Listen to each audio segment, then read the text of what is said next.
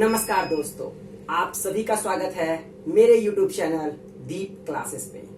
यहाँ हम सभी आज पढ़ेंगे 12वीं BSEB बोर्ड की एक इंग्लिश पोएम एंड इपिटैफ के पोएट वाल्टर डीला मेयर के बारे में। आज हम सभी इस वीडियो में जानेंगे कि वाल्टर डीला मेयर की जिंदगी कैसी थी, उनकी कविताएं कैसी थी, उनके बारे में सब कुछ जानेंगे बिल्कुल एकदम सटीक विश्लेषण के साथ।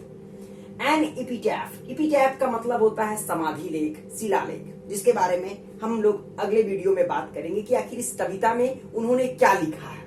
आज हम सभी सिर्फ जानेंगे वाल्टर डीला मेयर के बारे में कि इस व्यक्ति का जन्म अप्रैल 1873 में हुआ है। अप्रैल 1873 यानी कि आज से करीब 150 साल पहले इस व्यक्ति का जन्म हुआ। इनकी मृत्यु 22 जून 1956 को हुई। बर्थ प्लेस इनका कार्लटन, केंट, इंग्लैंड, यानी कि इस व्यक्ति ने इंग्लैंड में जन्म लिया जब इंग्लैंड हमारे यहाँ शासन करता था। हम ईस्ट इंडिया कंपनी के गुलाम थे। हम उस समय हमारे यहाँ शासन हो रहा था, ब्रिटिश हुकूमत थी हमारे पास। उस समय इस व्यक्ति का जन्म इंग्लैंड में हुआ, केंट वहां का स्टेट में, और कार्लटन वहां का एक प्रांत का नाम होगा, छोटे से क्षेत्र का नाम होगा कार्लटन, केंट, इंग्लैंड में। छोटी उम्र में ही इन्होंने अपने पिता को खो दिया जब ये महज 4 साल के थे। He is just 4 years then lost his father. अपने पिता को इन्होंने खो दिया, यानी इनके पिता की मृत्यु हो गई जब ये 4 वर्ष के थे। 1877 में इनके पिता की मृत्यु हो गई। Moved with his family to London. जब इनके पिता की मृत्यु हो गई तो आर्थिक समस्याएं आई होंगी, परिवार की जरूरतें बदल गई होंगी, और उस जरूरत को पूरा करने के लिए इनका परिवार लंदन में जाकर बस गया, जो इंग्लैंड की राजधानी है और एक बहुत बड़ा शहर।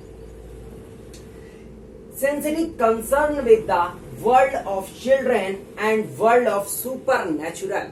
इस व्यक्ति ने जो भी कविताएं लिखी हैं उन कविताओं में एक सेंसिटिव कंसर्न नजर आता है, यानी कि एक संवेदनशीलता नजर आती है, एक सुझावपन नजर आता है, एक व्यक्ति की जागरूकता नजर आती है। किस चीज पर? वर्ल्ड ऑफ चिल्ड्रन, बच्चों की दुनिया पर, and world of super natural. जब किसी बच्चे की 4 साल में उसके पिता की मृत्यु हो जाती है तो उस बच्चे की जिंदगी में क्या कुछ घटता है, वह बच्चा किन किन कमियों का सामना करता है, वह कैसे अपने जीवन की खुशियों को ढूंढता है, वह सब सारी कविताओं में इनकी झलकती है। और वर्ल्ड ऑफ सुपर नेचुरल चीजों के बारे में भी इन्होंने लिखा है। He is a melancholy, यानी कहने का मतलब, यह जो शब्द है इस शब्द का मतलब होता है विषादपूर्ण, यानी कि एक ऐसा व्यक्ति या ऐसी कविताएं, इनकी कविताओं में एक अंत में एक उदासी, एक निराशा, एक ऐसा भाव, नैराश्य का भाव झलकता है। जो व्यक्ति अपने जीवन को बिल्कुल उदासीन भाव से जिया हो, ऐसा विषाद, ऐसा एक दुख झलकता है इनकी कविताओं में। इसीलिए इनकी कविताओं को मेलंचोली कहा जा रहा है। इनकी 2 प्रिय रचना है, प्रसिद्ध रचना है। एक है सॉन्ग्स फॉर चिल्ड्रन और एक है पीकॉक पाई। एक सपनों की दुनिया की कहानी है पीकॉक पाई में, जिसके बारे में हम कह रहे हैं कि वर्ल्ड ऑफ सुपर नेचुरल चीजों के बारे में ये लिखते हैं, इसीलिए पीकॉक पाई उसको समर्पित है। और वर्ल्ड ऑफ चिल्ड्रन, बच्चों की दुनिया के बारे में लिखते हैं, उसके लिए इनकी रचना का नाम है songs for children. Aware in human behaviour. इन्होंने जो मॉडर्न सोसाइटी आ रही है, नए जो लोग आ रहे हैं जिनके अंदर मानवता खत्म होते जा रहा है, ह्यूमैनिटी समाप्त हो गई। आप देख रहे हैं अभी इस कोरोना काल में मानवता बिल्कुल ताक पर रख करके व्यापार किया जा रहा है, लाश के भी सौदे हो रहे हैं, जीवन दायिनी प्राण वायु को का भी ब्लैक मार्केटिंग किया जा रहा है। पैसे की अंधी दौड़ में हमने अपनी मूल्यों को बिल्कुल नजरअंदाज कर दिया है, हम अपने मूल्य विरासत को खो बैठे हैं। ऐसे चीजों के प्रति भी यह जागरूक थे। इनकी कविताओं में भी ऐसा झलकता था। Inventing fresh interest in old themes. पुरानी धारणाओं पर, पुराने विचारों पर, पुरानी यादों को ये फ्रेश इंटरेस्ट के साथ प्रस्तुत करते थे।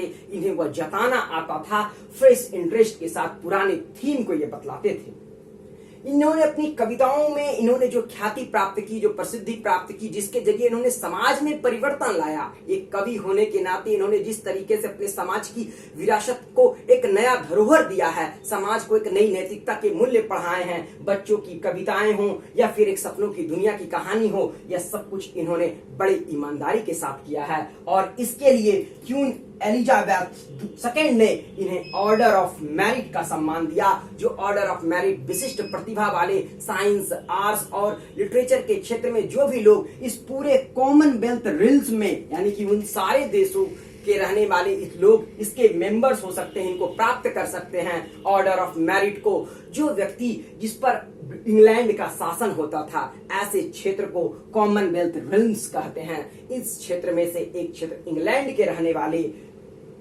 वाल्टर डी ला मेयर को यह ऑर्डर ऑफ मेरिट का सम्मान जो है 1953 में मिला।